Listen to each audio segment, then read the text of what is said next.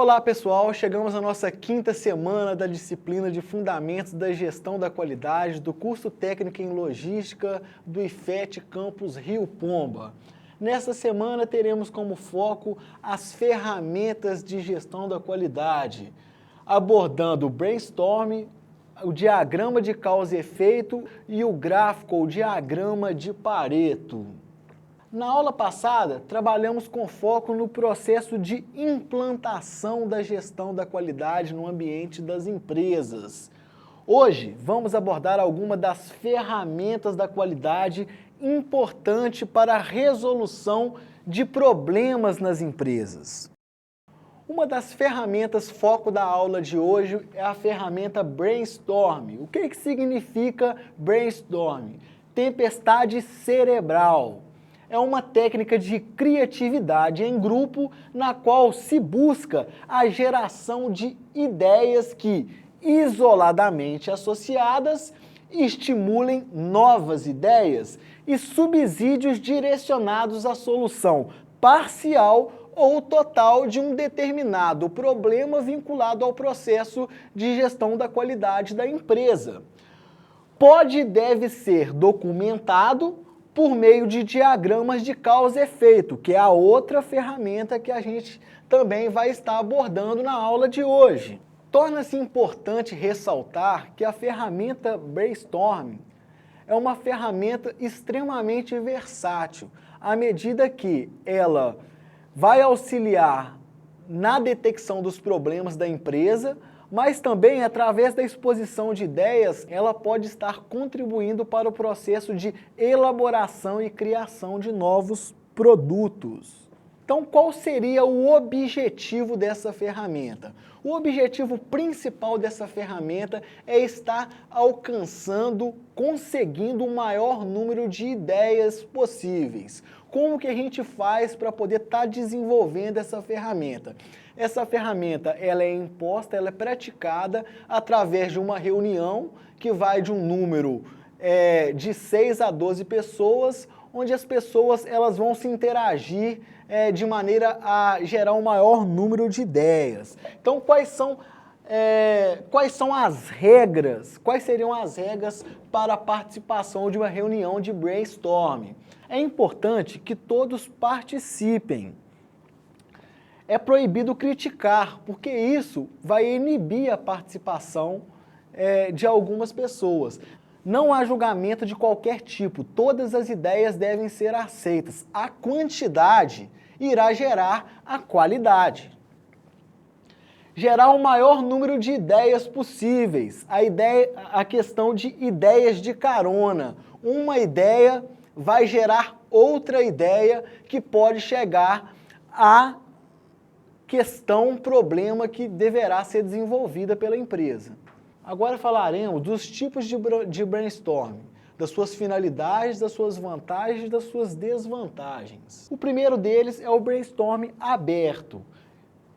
Qual que é o processo de implementação desse brainstorming? É uma reunião de 2 a 8 pessoas, com um facilitador, um líder que conduzirá essa reunião, que tem a tarefa de conectar e de estar documentando as ideias que serão propagadas no período dessa reunião. Qual que seria a vantagem? É uma riqueza de interação, promove um número muito grande de ideias. Esse é um dos objetivos importantes e uma vantagem do brainstorming aberto. Já uma desvantagem é a desorganização propiciada pelo número excessivo, às vezes, de pessoas. O segundo tipo de brainstorming é o brainstorming escrito.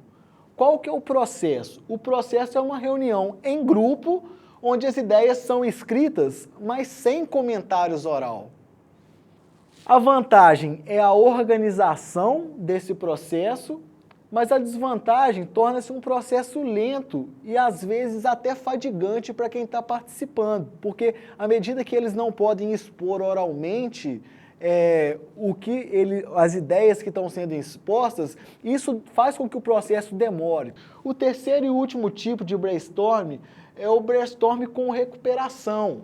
é um brainstorming um tanto mais eficiente que os outros dois. Por quê? Porque o processo ele é interrompido quando o grupo se sente cansado. E a sessão é retomada após o amadurecimento de ideias. Qual seria a vantagem desse brainstorm com recuperação? Seria o aprofundamento das ideias que foram impostas nas reuniões anteriores. Mas quais seriam as desvantagens?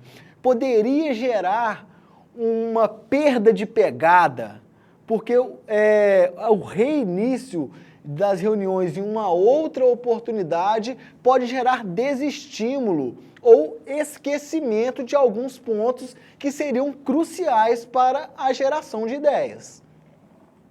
A partir de agora, trabalharemos com uma outra ferramenta de extrema importância para o descobrimento de causas e efeitos de problemas no ambiente da empresa. Essa ferramenta é o diagrama de causa e efeito, que também é conhecido pelos nomes de diagrama de Ishikawa e de diagrama da espinha de peixe. Por que diagrama de Ishikawa? Porque ele foi desenvolvido em Tóquio por Kaoru Ishikawa. Esta ferramenta irá detectar a região das causas e a região dos efeitos. Na região das causas, trabalharemos quais são as causas originais, os motivadores, os insumos, as demais restrições e os controles que estamos observando. Na região dos efeitos, o objetivo principal dessa ferramenta é trabalhar o resultado, produto da transformação obtida pela combinação conjunto de causas originais. Então, o objetivo principal dessa ferramenta não é de estar descobrindo o problema. Para descobrir o problema, essa ferramenta ela vai ser utilizada concomitantemente com o brainstorm. O brainstorm ele vai identificar o problema e essa ferramenta identifica quais são as causas e os efeitos desse problema. Então, como fazer o diagrama de Ishikawa?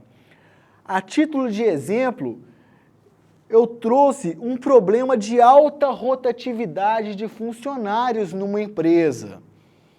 Então, como causas principais, como macrocausas, eu trouxe problemas relacionados a gerenciamento, a local no qual a empresa está instalada, no qual ela desempenha a sua atividade, relações com o mercado, que podem gerar e ocasionar esse problema, e a questão de benefícios.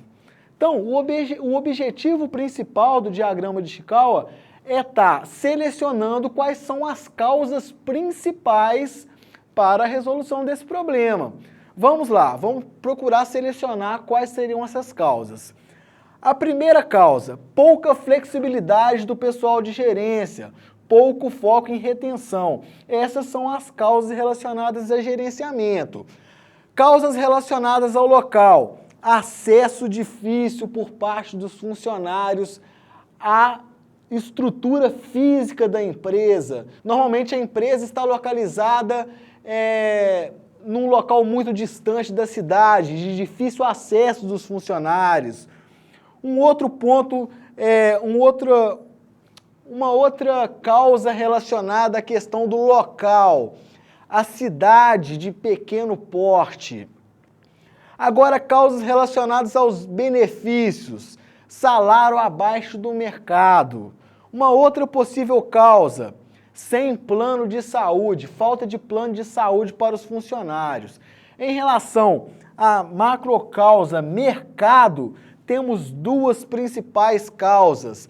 A boa oferta de trabalho que faz com que os funcionários eles se sintam tranquilos para poder estar mudando de ambiente, buscarem melhores funções, melhores trabalhos, empregos mais remunerados. Qual que seria a outra causa? Aumento de salário. Então, dentro disso aqui, qual que é o objetivo do diagrama de Ishikawa? É estar identificando quais são as principais causas relacionadas com o problema. Então, a gente vai aqui com relação ao gerenciamento. Qual que seria a causa principal? Seria a questão de pouca flexibilidade da gerência. Em relação ao local, a questão do acesso difícil onde a planta da empresa localizada em zonas rurais dificulta o acesso do funcionário ao seu local de trabalho.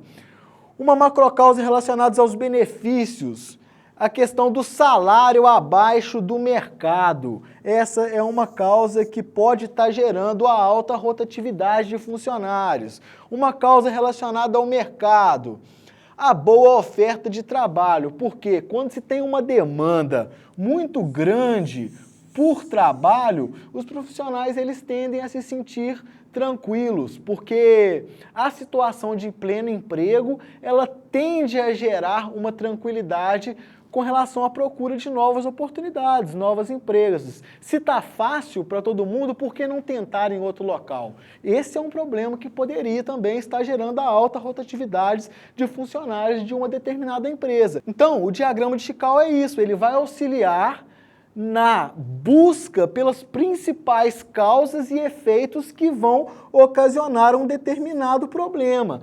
Ele determina quais são as causas e efeitos do problema, só que ele não vai identificar o problema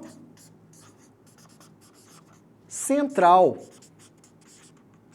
Qual ferramenta é responsável por estar identificando esse problema? O brainstorming, que através de uma tempestade de ideias vai buscar gerar o maior número de ideias possíveis que pode chegar a um problema principal, que é a questão da alta rotatividade de funcionários. Então é importante estar trabalhando essas ferramentas em parceria para a resolução de problemas dentro da política de qualidade das empresas. Agora eu trouxe algumas sugestões de fatores a considerar quando se dispõe de melhores informações sobre o fato a ser analisado. Sugere-se analisar o seguinte conjunto de causas, de possíveis causas ou efeitos que gerarão o problema principal. As causas são as seguintes: material, máquina, método, homem, que relaciona-se com mão de obra, meio ambiente e a questão de gerência. Alguns a gente já viu no exemplo anterior e agora eu vou reforçar com outro exemplo a presença de algumas dessas causas principais que a gente traz como sugestões de fatores a considerar quando vamos trabalhar com a ferramenta diagrama de Ishikawa. Aqui eu trouxe um diagrama de causa e efeito de estudos de causa de perda em processo de usinagem. Qual que é o principal problema nesse processo? É a questão de perdas em relação ao produto. Aí que eu reforço a participação dessas causas a considerar, que é a questão do método, da máquina, da mão de obra, do meio ambiente, do material e da medição, que são macrocausas responsáveis, possivelmente responsáveis pelo problema principal, que são as perdas nos processos de usinagem. Então, em relação ao método, a gente selecionou como causa principal a falta de procedimento. Em relação à máquina, o dispositivo ou a máquina ela pode estar desgastada, com dificuldade na hora de operacionalizar. Com relação à mão de obra, pode estar faltando treinamento, cursos profissionais para a elaboração do processo, isso com relação aos funcionários. Em relação ao meio ambiente, iluminação deficiente. Em relação ao material, material muito duro. E em relação à medição, um instrumento descalibrado, ou seja, falta reajustamento. Isso poderia facilitar na eficiência nesse processo de usinagem. Agora a gente vai abordar o princípio de Pareto. Eu trouxe aqui a pergunta que fundamenta os pensamentos de Pareto. Por que será que para muitos fenômenos 80% das consequências advém de 20% das causas? A título de exemplo, eu trouxe duas consequências e duas causas. A primeira consequência, 20% dos vendedores são responsáveis por 80% das vendas. A segunda, normalmente 20% dos motoristas são responsáveis por 80% dos acidentes. Assim a gente começa a fundamentar uma ferramenta importante para distribuição e entendimento da influência das consequências das causas na relação com seus problemas.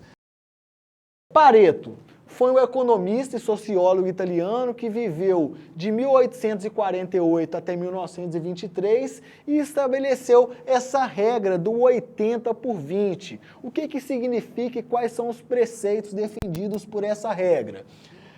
80% das causas triviais respondem por cerca de apenas 20% dos resultados mais significativos. Em consequência, 20% das causas essenciais respondem por 80% dos resultados mais importantes. Assim, esse diagrama é construído a partir das coletas de dados, utilizando uma lista de verificação de ocorrências. Pode ser empregado quando se deseja priorizar problemas relativos a um determinado assunto. Nesse slide a gente traz a questão das causas com os resultados, que 20% das causas essenciais são responsáveis por 80% dos resultados e 80% das causas triviais são responsáveis por 20% dos resultados. Bom, pessoal, essa foi a aula a respeito das ferramentas de qualidade, no qual focamos na ferramenta Brainstorm, na ferramenta Diagrama de Causa e Efeito, ou Diagrama de Ishikawa, e trazemos um pouco do que foi abordado pelo princípio de Pareto. Espero que tenham gostado. Conto com a participação de todos. Reforço que estou à disposição de vocês. Até já, até a próxima aula.